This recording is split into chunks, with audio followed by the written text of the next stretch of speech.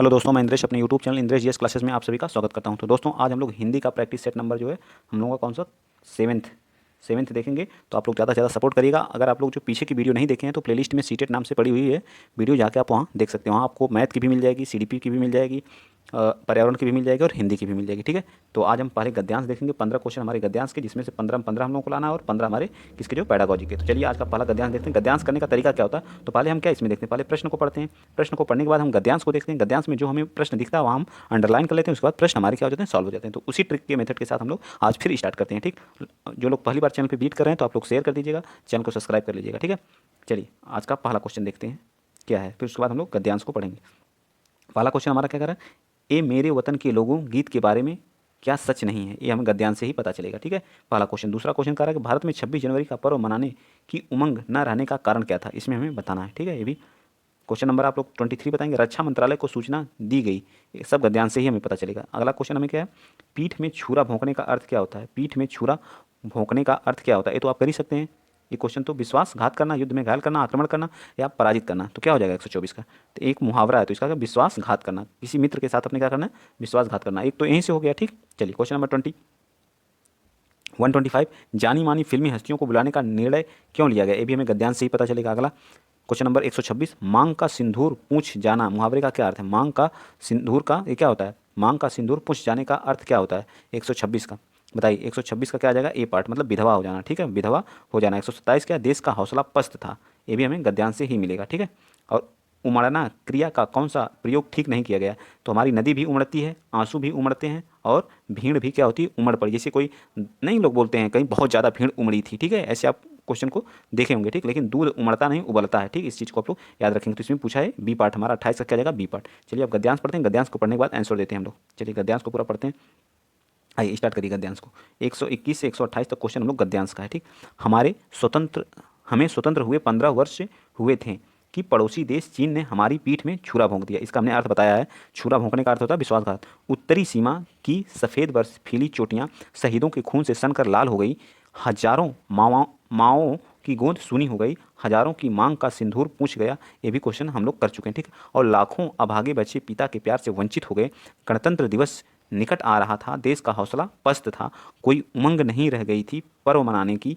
तब यह सोचा गया कि जानी मानी फिल्मी हस्तियां आयोजन में शामिल हों तो भीड़ उमड़ेगी। ठीक है, तो भीड़ उमड़ेगी, जानी मानी हस्तियां अगर आएंगी तो क्या होगी, भीड़ उमड़ेगी। ठीक है, इस चीज़ को आप लोग याद रखना है। ठीक है, वहाँ कोई ऐसा गीत प्रस्तुत हो जो लोगों के दिलों को छू कर उन्हें क्या करते, झकझोर दे। ठीक है, और चुनौती फिल्म जगत तक पहुंची। चुनौती जो फिल्म जगत तक पहुंची, एक नौजवान गीतकार प्रदीप ने चुनौती स्वीकार करने को मन बनाया और गीत लिखना शुरू किया। लेकिन सुर और स्वर के बिना गीत क्या। प्रदीप संगीत निर्देशक सी चंद्र रामचंद्र के पास पहुंचे, उन्हें गीत पसंद आया और रक्षा मंत्रालय को सूचना दी गई। ठीक है, क्या दी गई, रक्षा मंत्रालय को क्या दी गई, सूचना दी गई। आगे क्या है, 26 जनवरी का शुभ दिन आया, लाखों की भीड़ भीड़ बड़ी उत्सुकता से प्रतीक्षा कर रही थी। तब जो धुन बज रही थी वह हटी और थोड़ी देर शांति रही। तभी उस शांति को चीरता हुआ लता मंगेशकर का वेदना और चुनौती भरा स्वर सुनाई पड़ा। ए मेरे वतन के लोगों, जरा आंख में भर लो पानी। समय जैसा थम गया, सभी के मन में एक ही भाव, एक ही रस में डूब गए। गीत समाप्त हुआ और लगभग 2 लाख लोग सिसक रहे थे, मतलब रो रहे थे। आंसू थे कि थमते ही न थे। ठीक, तो आप क्वेश्चन बताइए। आप लोग पढ़ चुके पूरा गद्यांश। अब क्वेश्चन यहाँ से हम लोग इसको का स्टार्ट हो गया। ठीक है, पहला ए मेरे वतन के लोगों गीत के बारे में क्या सच नहीं था, क्या था। मन्ना डे ने सुर दिया, श्री रामचंद्र ने संगीत दिया, लता मंगेशकर ने स्वर दिया, प्रदीप ने लिखा, रामचंद्र श्री रामचंद्र ने संगीत दिया, लता मंगेशकर का सुर था। अभी हमने गद्यांश में पढ़ा कि कौन, ए मेरे वतन के लोगों को गाया किसने था, लता मंगेशकर जी ने गाया था। प्रदीप ने लिखा था। ठीक है, प्रदीप ने क्या किया था, लिखा था, और रामचंद्र जी ने संगीत दिया था। मन्ना डे का इस गद्यांश में कहीं भी नाम नहीं आया। ठीक है, चलिए तो ये पार्ट हमारा क्या हो जाएगा, राइट हो जाएगा। नेक्स्ट बताइए अगला क्वेश्चन, क्वेश्चन 122 बताइए। ठीक है, भारत में 26 जनवरी का पर्व मनाने की उमंग न रहने का कारण क्या था। सैनिकों के द्वारा मार्च पास्ट से इनकार, गलत बात है। ठीक है, रक्षा मंत्रालय की अनिच्छा, ये भी गलत बात है। चीन का दबाव, ये भी गलत बात है। हजारों युवाओं के शहीद हो जाने के कारण जो है 26 जनवरी का पर्व मनाने की उमंग न रहने का मेन कारण था। अगला 123 बताइए। रक्षा मंत्रालय को सूचना दी गई होगी, फिल्म हस्ती भाग लेंगी, गीत प्रस्तुत करने की चुनौती स्वीकार है। प्रदीप और श्री रामचंद्र जी दिल्ली आएंगे, 26 जनवरी का पर्व मनाया जाएगा। रक्षा मंत्रालय को क्या सूचना दी गई कि गीत प्रस्तुत करने की चुनौती स्वीकार है। क्या, गीत प्रस्तुत करने की चुनौती क्या है, स्वीकार है। यह सूचना किसको दी गई, रक्षा मंत्रालय को दी गई। ये तो बताया हूँ मैं अभी जो है, ठीक है। 124 का पीठ में छुरा भोगने का अर्थ क्या होता है? विश्वासघात करना। 125 बताइए, जानी मानी फिल्मी हस्तियों को बुलाने का निर्णय क्यों लिया गया? भीड़ जुटाने के लिए, लता मंगेशकर का गीत सुनने के लिए, शहीदों को श्रद्धांजलि देने के लिए, गणतंत्र दिवस मनाने के लिए। जानी मानी हस्तियों को क्यों बुलाया गया? तो जानी मानी हस्तियों को भीड़ जुटाने के लिए बुलाया गया। भीड़ जुटाने के लिए ही जानी मानी हस्तियों को क्या किया गया था? बुलाया गया था। फिल्मी हस्तियों को। जब आप पूरा गद्यांश पढ़ेंगे तो वहाँ आपको समझ में आएगा, ठीक है। अगला है हमारा 126, जो मांग का सिंदूर फूस जाने का अर्थ क्या होता है? विधवा हो जाना। क्या हो जाता है? विधवा हो जाना, ठीक। अगला है 127, देश का हौसला पस्त था क्योंकि तैयारी नहीं थी, कोई उमंग शेष नहीं थी, फिल्मी हस्तियों का साथ नहीं दे रही थी, चीन से मात खाई थी। बताइए क्या है? तो ये हमारा क्या हो जाएगा? 127 का तो बी पार्ट हमारा, कोई उमंग शेष नहीं थी क्योंकि चीन ने क्या विश्वासघात किया था, ठीक है। अगला क्वेश्चन नंबर 128, बहुत आसान आसान क्वेश्चन आते हैं। देखिए सब जितने अगर आप जुड़े रहे तो 15 में से 15 कोई काट नहीं सकता आपका गद्यांश का, ठीक है। पहला गद्यांश हो चुका है, इसके बाद एक गद्यांश हम लोग अभी इसी में करेंगे, ठीक है। 128 का क्या हो जाएगा? उमड़ना क्रिया का कौन सा ठीक प्रयोग नहीं है? तो उमड़ना नदी के लिए भी होता है, आंसू के लिए भी होता है और भीड़ के लिए, लेकिन उबलना जो है दूध के लिए उमड़ना नहीं होता, उबलना होता है। बी पार्ट हमारा राइट हो जाएगा क्योंकि हमसे नहीं पूछा, ठीक। आगे का क्वेश्चन हमारा जो है अब हमारे यहाँ से क्या हो गया? पेडागोजी स्टार्ट हो गई। चलिए 129 का बताइए, भाषा शिक्षण के संदर्भ में बाल साहित्य का उद्देश्य, मतलब बाल साहित्य का उद्देश्य क्या? बच्चों को जीवन कौशल सिखाना होता है। क्या होता है? बच्चों को जीवन कौशल सिखाना होता है, बच्चों को भाषा के नियमों की जानकारी देना होता है, बच्चों को उत्साहित पाठक बनने के लिए बाल साहित्य क्यों दिया जाता है? बच्चा ताकि अच्छे से पढ़े, उसको पढ़ने के लिए क्या उत्साहित और प्रोत्साहित किया जाता है। तभी जो छोटी छोटी बुकें होती हैं बाल साहित्य जो होते हैं, तो उससे बड़का बच्चा पढ़ के क्या होता है? बहुत उत्सुक होता है इस चीज़ के, ताकि वो अच्छा पढ़े, इसलिए क्या उन्हें प्रोत्साहन दिया जाता है। तो सी पार्ट हमारा क्या जाएगा? राइट आ जाएगा, ठीक है। चलिए नेक्स्ट बताइए, संदर्भ में व्याकरण का शैक्षिक निहितार्थ क्या है? संदर्भ में व्याकरण का क्या है? शैक्षिक निहितार्थ क्या है? तो उसका क्या है? व्याकरण का संदर्भ पाठ्य पुस्तक से ही होता है, व्याकरण पाठ के संदर्भ में सिखाया जाता है, पाठ के संदर्भ में व्याकरण जानकारी जरूरी नहीं है, ये तो गलत बात है। व्याकरण और संदर्भ दोनों अलग हैं, तो हमारा बी पार्ट क्या हो जाएगा? राइट हो जाएगा। निहितार्थ क्या है? निहितार्थ क्या है? निहित है और उसका अर्थ व्याकरण पाठ के संदर्भ में क्या जाए? सिखाया जाता है, ठीक। ये चीज़ हमारी राइट आंसर है। चलिए नेक्स्ट बता दीजिए, क्वेश्चन नंबर 131, बच्चों को कहानी सुनाने की उपयोगिता सिद्ध होती है। क्या सिद्ध होती है? तो ये होती है कहानी कहने के तरीके, कहानी में गुथे हुए नैतिक मूल्यों के आधार पर कहानी में मिलने वाली ज्ञान विज्ञान की जानकारी देना, यह जो सबसे उपयोगी सिद्ध होती है। बच्चों को कहानी सुनाने का मतलब उसमें जो ज्ञान विज्ञान की जानकारी होती है वह सबसे महत्वपूर्ण उपयोगी सिद्ध होती है इसके लिए, बच्चों के लिए। तो हमारा सी पार्ट क्या हो जाएगा? राइट हो जाएगा। नेक्स्ट आप बताएंगे क्वेश्चन नंबर 132 बताइए, क्या कह रहा है? अवलोकन को आकलन का भाषा तभी कहा जा सकता है जब अवलोकन क्या हो? प्रतिदिन प्रत्येक बच्चे का किया जा रहा हो, प्रतिदिन प्रत्येक बच्चे का अवलोकन। ये तो गलत बात है, लड़की लड़कियों को अलग करके तो भेदभाव वाली राजनीति हो गई, ठीक है। ये तो बिल्कुल गलत है। अनिवार्यतः औपचारिक रूप से किया जा रहा है, ठीक है, बिल्कुल राइट आंसर है, ठीक है। तो हमारा क्या हो जाएगा? अनिवार्य लिख दिया ना, ये गलत बात है, ठीक है। नियमित रूप से किया जा रहा हो, क्या किया जा रहा है? नियमित रूप से जो किया जा रहा हो, तो हमारा डी पार्ट क्या हो जाएगा? राइट हो जाएगा, ठीक है। डी पार्ट हमारा क्या होगा? राइट होगा। चलिए 133 बताएंगे आप लोग, सुरभि कोई लड़की है, किसी भी ऐसे शब्द विशेष को बोलने में कठिनाई अनुभव करती है जिसमें दो से अधिक बार त की आवृत्ति, मतलब त दो बार आए, और आप उसे उसे या उसे क्या कहेंगे? उससे उसे क्या कहेंगे? ऐसे शब्दों को विकल्प ढूंढ कर देंगी, ऐसे शब्दों को बार बार सुनने के लिए कहेंगी, बोलते समय इस ओर ध्यान ना देने की कहेंगी। ये तो बिल्कुल गलत बात है, ठीक है। तो त शब्द को बार बार उच्चारण करवाएंगी। बताइए क्या कहेंगे? जो 133 का 133 का क्या? ता आवृत्ति, तो आप बोलने में कठिनाई हो रही थी जिसमें दो से अधिक बार ता की आवृत्ति होती है, तो आप उससे से उसे क्या कहेंगे? बोलते समय इस और ध्यान ना देने के लिए कहेंगे, ठीक है। क्या कहेंगे? तो इस और ध्यान ना देने के लिए क्या करेंगे? कहेंगे, ठीक। ये तो हमारा राइट आंसर है, ठीक है। चलिए आगे चलते हैं, सी हमारा क्या है? राइट है। 134 बताइए, जो हमारा प्रारंभिक स्तर पर भाषा का आकलन करने में सर्वाधिक सहायक है? पोर्टफोलियो, नाटक मंच, लिखित परीक्षा या वीडियोग्राफी? मतलब प्रारंभिक आकलन करने के लिए सबसे बेटर तरीका हमारा कौन सा है? बताइए। प्रारंभिक स्तर पर नाटक मंच होता है। क्या होता है प्रारंभिक स्तर पर? क्या होता है? नाटक मंच। क्या होता है? राइट आंसर होता है, ठीक है। नेक्स्ट चलिए 135 में बताइए, यदि तुम्हें डलिया भरकर आम दे दिया जाए तो तुम क्या करोगे? इस प्रश्न का उद्देश्य क्या है? डलिया भरकर आम दे दिया जाए तुम क्या करोगे? प्रश्न का उद्देश्य बच्चों के अनुभव और चिंतन को स्थान क्या करेंगे? चिंतन को स्थान देना, बच्चों के मौखिक परीक्षा लेना, या फिर बच्चों को गणित की ओर प्रवृत्ति करना, बच्चों को नए शब्दों से परिचित कराना। तो हम क्या देखेंगे? बच्चों के अनुभव और चिंतन को स्थान देने की बात करेंगे, ठीक है। आगे आगे चलते हैं, क्वेश्चन नंबर 136 बताइए आप लोग, एक आदमी सत्र शुरू होने के 2 माह बाद तक भी कक्षा 4 के विद्यार्थियों को भाषा की पाठ्य पुस्तकें उपलब्ध नहीं करवाई जा सकती, ऐसी स्थिति में शिक्षक क्या करेगा? 136 का, तो शिक्षक भाषाई क्षमताओं के विकास के अन्य विषयों की पाठ्य पुस्तक का क्या करेगा? प्रयोग करेगा, ठीक है। ये हमारा क्या आ जाएगा? बी पार्ट राइट आंसर हो जाएगा, ठीक। आइए चलते हैं नेक्स्ट। जो लोग पहली बार चैनल पर विजिट कर रहे हैं तो प्लीज़ चैनल को शेयर करिए, सब्सक्राइब करिए, ज़्यादा से ज़्यादा शेयर और सपोर्ट दीजिए, ठीक। चलिए, और जिनको पढ़ना है अच्छे से तो हमारे साथ जुड़े रहें ज़्यादा से ज़्यादा। कोई नहीं रोक पाएगा आप अगर कंटिन्यू लगे रहे 130 प्लस लाने के लिए, ठीक है। भाषा शून्य में विकसित नहीं होती, इसका शैक्षिक निहितार्थ की भाषा सीखने के लिए अनिवार्य है। बताइए क्या? किसके लिए? परिवार संवाद के लिए, सामाजिक अंतःक्रिया के लिए, विद्यालय पढ़ाई के लिए, भाषा प्रयोगशाला के लिए। 137 का हमारा आ जाएगा बी पार्ट। सामाजिक अंतःक्रिया के लिए, भाषा सीखने के लिए सामाजिक अंतःक्रिया क्या है? बहुत ही अनिवार्य है। चलिए 138 बताइए। प्राथमिक स्तर पर जब बच्चा प्राइमरी लेवल पर होता है तो भाषा शिक्षण का उद्देश्य बच्चों को क्या करता है? व्याकरणिक नियमों को कंठस्थ करवाना। ये तो बिल्कुल गलत बात है, ठीक है। 138 का जो है एक गलत बात है, ठीक। अक्षरों की बनावट के प्रति सचेत, ये भी गलत। सहज अभिव्यक्ति का अवसर देना। अवसर हमारा क्या होता है? हमेशा पॉजिटिव वर्ड होता है। क्या होता है? पॉजिटिव वर्ड होता है, ठीक है, याद रखिएगा। पॉजिटिव निगेटिव वर्ड पर वीडियो बन चुकी है, आप लोग जाकर के प्लेलिस्ट में देख लीजिएगा, ठीक है। चलिए आगे चलते हैं। क्वेश्चन नंबर 139 बता दीजिए। भाषा जो है, भाषा कौशलों के संबंध में कौन सा कथन सही है? सभी भाषाएं कौशल अंतर संबंधित होती हैं, सभी भाषाई कौशल स्वयं ही विकसित होते हैं, सभी भाषाई कौशल पाठ्य पुस्तक से ही विकसित होते हैं, कोई भी भाषाई कौशल अंतःक्रिया अंतर संबंधित नहीं है। 139 का क्या हो जाएगा? ए पार्ट होगा। सभी भाषाई कौशल अंतर संबंधित होते हैं, ठीक। नेक्स्ट आप बताइएगा 140 क्वेश्चन क्या होगा?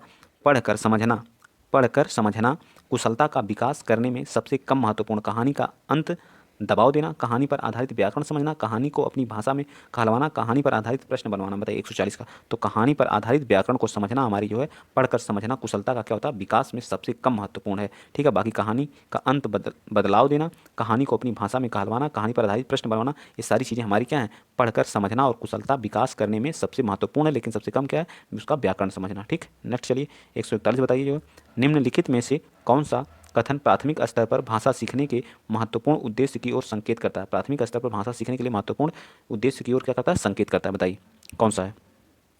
बताइए आप जल्दी। 141 का तो डी पार्ट हमारा, भाषा को अपने परिवेश और अनुभव को समझने के माध्यम से मानना ही हमारा क्या कहलाता है? प्राथमिक स्तर पर भाषा सीखने का महत्वपूर्ण उद्देश्य है। नेक्स्ट चलिए क्वेश्चन नंबर 142 बता दीजिए आप। भाषा सीखने में शब्दकोश का बहुत महत्व है, निम्नलिखित में से शब्दकोश का सबसे कम महत्वपूर्ण उपयोग कौन सा होगा? अक्षरों वर्णों को क्रम में जानना, क्या है? अक्षरों और वर्णों को क्या करना? क्रम में जानना। किसी शब्द का अर्थ जानना है तो बिल्कुल सही बात है, ठीक है। किसी शब्द का समानार्थी जानना, ये भी सही। किसी शब्द की वर्तनी जानना, यह हमारे लिए जो है महत्वपूर्ण उपयोग नहीं है, ठीक है। शब्दकोश का सबसे कम महत्वपूर्ण उपयोग, वर्तनी जानना जरूरी है लेकिन उतना जरूरी नहीं जितना ये सब जरूरी है हमारे लिए, ठीक है। बाकी अदर चीज़ें। चलिए 143 बता दीजिए। जब जब भाषा के विभिन्न कोई विषय पढ़ते हैं तो वे क्या होते हैं? साथ साथ भाषा भी सीखते हैं। क्या करते हैं? साथ साथ क्या करते हैं? भाषा को हम सीखते हैं। जब बच्चे भाषा के भिन्न कोई विषय पढ़ते हैं तो साथ साथ क्या करते हैं? भाषा को सीखते हैं कि नहीं? आप विज्ञान पढ़ रहे हैं तो भाषा सीख रहे हैं कि नहीं? आप मैथ पढ़ रहे हैं तो भाषा सीख रहे हैं कि नहीं? कोई ना कोई भाषा आप सीख रहे हैं, ठीक। तो अगला हमारा गद्यांश 144 150 क्वेश्चन इसमें। पहले हम क्या करते हैं? पहले गद्यांश हम पढ़ते हैं या फिर गद्यांश को हम नहीं पढ़ते हैं, पहले हम क्वेश्चन पढ़ते हैं। इसके कितने क्वेश्चन है, ठीक है। क्वेश्चन क्या क्या है देखिए। पहला क्वेश्चन है, बारिश बारिश से वह साल ठन ठन गोपाल था, ठीक है। वाक्य का भाव क्या है? बारिश के लिहाज से वह साल क्या? बारिश हुई थी, अकाल के कारण पैसा नहीं था, पढ़ाई करने बारिश नहीं हुई थी। तो मेरे ख्याल से, तो मैं पढ़ा नहीं हूँ गद्यांश, लेकिन मेरे ख्याल से बारिश नहीं हुई थी, मतलब उस साल क्या बारिश के लिहाज से ठन ठन गोपाल गाने का मतलब बारिश हुई ही नहीं थी। बिना पढ़े ही इसका आप आंसर दे सकते हैं और सही भी है, डी पार्ट, ठीक है। 145 सावन सिर पर था, इस कथन का आशय क्या है? सावन सिर पर था, दूर था, आ चुका था। सावन सिर पर था तो मतलब क्या है? आ चुका था ना। क्या होगा बताइए? सावन क्या हो चुका था? बताइए जल्दी। तो आने वाला था, सिर पर था तो आ चुका था, मतलब एकदम आने वाला ही है, ठीक है। ये भी हमारा बी पार्ट हो जाएगा, बिना पढ़े ही क्वेश्चन हो जाएंगे, ठीक है। गद्यांश के आधार पर कहा जा सकता कि अगले दिन, ये तो पढ़ना पड़ेगा, ठीक है। झीसियाँ, झीसियाँ शब्द का भाव क्या है? झीसियाँ तेज बूंदाबांदी, बहुत हल्की फुल्की बूंदाबांदी, तेज फुहारे या मूसलाधार बारिश। ये तो बता ही सकते हैं आप, जो गद्यांश पढ़ना पड़ेगा इसके लिए। गद्यांश पढ़ना पड़ेगा, बहुत हल्की बूंदाबांदी जो होगी उसको कहते हैं, ठीक। चलिए, हम जैसे ढीलों ने एक तरफा तौर पर रेनी डे मनाने का फैसला लिया। वाक्य में लेखक ने अपनी विशेषता को बताया है, तो इसको हम लोग गद्यांश पढ़ेंगे तब देंगे, ठीक है। 149 और 50 क्या होगा? किन लोगों ने रेनी डे को नहीं मनाया? ये भी हम पढ़ेंगे तब। सावन सिर पर था और बादल लापता था। वाक्य है कैसा? सावन पे क्या है? संयुक्त वाक्य, और से जब जो शब्द जुड़ता है उसको क्या होता है? संकेत है। लेकिन सावन सिर पर था और बादल लापता था, तो ये वाक्य हमारा क्या? संकेत है, ठीक है। अगर संकेत वाचक नहीं रहता, संकेत दे रहा है कि नहीं? लापता था, अगर नहीं रहता तो हम संयुक्त को, वो जो और से जुड़ा होता है उसको हम लोग क्या कहते हैं? संयुक्त कहते हैं, ठीक। तो आइए अब हम लोग गद्यांश को पढ़ते हैं, उसके बाद आंसर देते हैं, ठीक। चलिए, गद्यांश छोटा सा है, बहुत बड़ा नहीं है, ठीक। पढ़ लीजिए। बारिश के लिहाज से, यह है, बारिश के लिहाज से वह साल क्या था? ठन ठन गोपाल था, मतलब सूखा पड़ गया था। खेतों में जैसे तैसे धान रोप दिए गया था, लेकिन तेज धूप ने उसे झुलसा दिया था, ठीक है। और सावन सिर पर था, मतलब आने वाला था, और बादल लापता थे, बादल दिखाई नहीं दे रहे थे। तभी एक उमसती हुई रात में बिजली कड़कने से नींद खुली। थोड़ी देर में झींसियाँ पड़ने लगीं। चारपाइयाँ आंगन से उठा करके भीतर कर ली गईं, लेकिन हवा गुम थी और गर्मी ज्यों की त्यों, लिहाजा वह रात रत जगे में मतलब जाग कर बितानी पड़ी। सुबह हुई तो लोग धान बच जाने को लेकर के ऊपर वाले का शुक्रिया अदा करते दिखे। बरसात रात वाली रफ्तार से ही जारी थी, ना उससे धीमी ना तेज। आसमान समतल और तकरीबन सफ़ेद थे। बादल बीच बीच में जरा जरा सा मुर्रा करके खामोश हो जा रहे थे, मतलब गरज करके।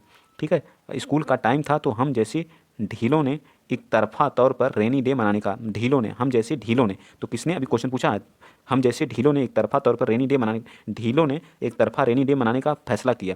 लेकिन पढ़ाकुओं, जो पढ़ाकू होते हैं, वे बस्ता लाद और सुपरिचित रास्ते पर बढ़ चले, मतलब वो रेनी डे नहीं मनाने का फैसला लिए। ठीक है, कौन, पढ़ाकू, जो पढ़ने वाले होते हैं। थके हारे पढ़वैये शाम को लौटे तो उनकी हालात कटे खेत में पानी भरने पर भागे चूहों जैसी थी। ठीक है, चूहों के जैसी उनकी हालत हो गई थी।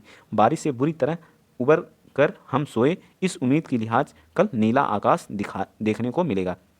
चलिए अब बताइए, बारिश के लिहाज से वह साल ठन ठन गोपाल था। 144 का क्या आ जाएगा, तो बारिश हुई ही नहीं थी। अभी मैंने इस क्वेश्चन को बता चुका हूँ। ठीक, चलिए फटाफट कर लेते हैं। इस वाले गद्यांश में बहुत आसान, बहुत आसान, इससे आसान गद्यांश कहीं नहीं देखने को मिलेगा। ठीक है, एक भी किसी का गलत नहीं होना चाहिए। अगर किसी का भी गलत हुआ तो समझिए कि अब क्या बताऊं। जो सावन सिर पर था, इस कथन का आशय है कि सावन दूर दूर था, आ चुका था, सावन आने वाला। सिर पर जो चीज़ें रहती मतलब आने वाली है। ठीक है, 146 गद्यांश के आधार पर कहा जा सकता है कि अगले दिन क्या, लोग तेज बारिश के ना होने से खुश थे। तेज बारिश में रेनी डे मनाया जाएगा। लोग बारिश होने से खुश थे, लोग बारिश के ना होने से परेशान थे। 146 का बताइए, तो 146 का हमारा क्या जाएगा, सी पार्ट। लोग बारिश होने से क्या थे, खुश थे, इसलिए क्या थे वे, अगले दिन क्या थे, खुश थे।